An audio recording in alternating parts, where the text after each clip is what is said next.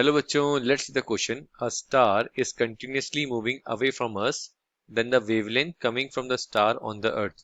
तो यहाँ पे बच्चों बोला गया है एक स्टार है जो कंटिन्यूसली हमारी अर्थ से दूर जा रहा है, तो जो वेवलेंथ हमारे पास अर्थ तक पहुंचेगी स्टार्स के थ्रू, तो वो कितनी आएगी बेसिकली, ठीक है, कितनी होगी. It will shift towards violet colour और it will shift towards red colour.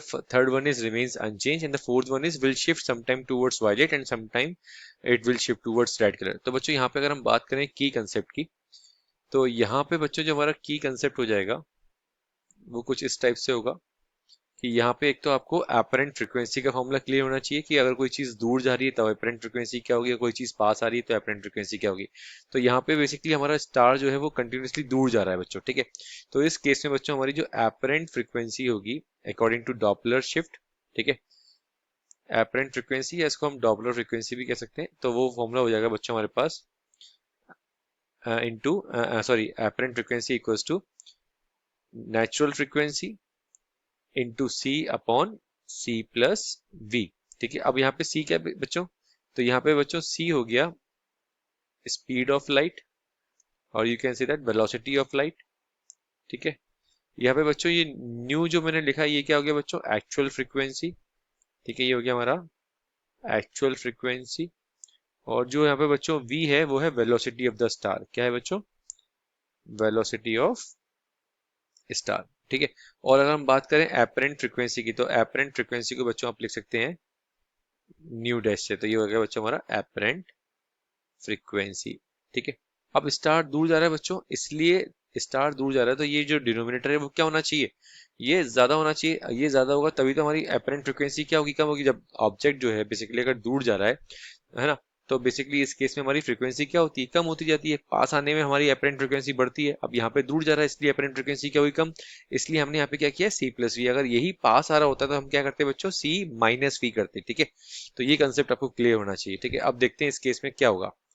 तो देखिए बच्चों, हमने जब इस केस में चेक किया तो यहाँ पे क्या हो रहा है बच्चों, इस केस में हमारी जो एपरेंट फ्रीक्वेंसी है, जो हमारी एपरेंट फ्रीक्वेंसी आएगी बच्चों, अगर स्टार दूर जा रहा है हमारा तो इस केस में क्या आएगी, apparent frequency is less than actual frequency.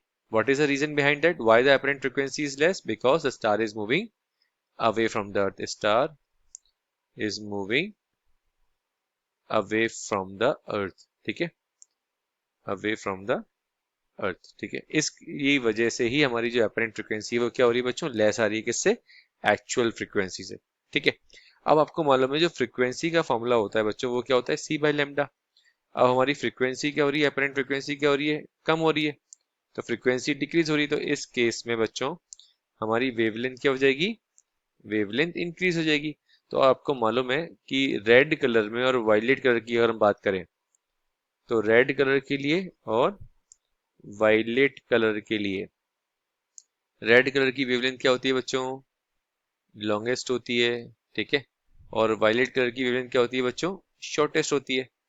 तो वेवलेंथ ज्यादा हो रही है तो इनमें से रेड कलर की वेवलेंथ ज्यादा है, ठीक है, और वायलेट कलर की वेवलेंथ कम है. तो बेसिकली जो शिफ्ट होगा वो किसकी तरफ होगा हमारा, वो शिफ्ट होगा बच्चों हमारा रेड कलर की तरफ. ठीक है, क्योंकि हमारी वेवलेंथ किसकी ज्यादा होती है, रेड कलर की ज्यादा होती है.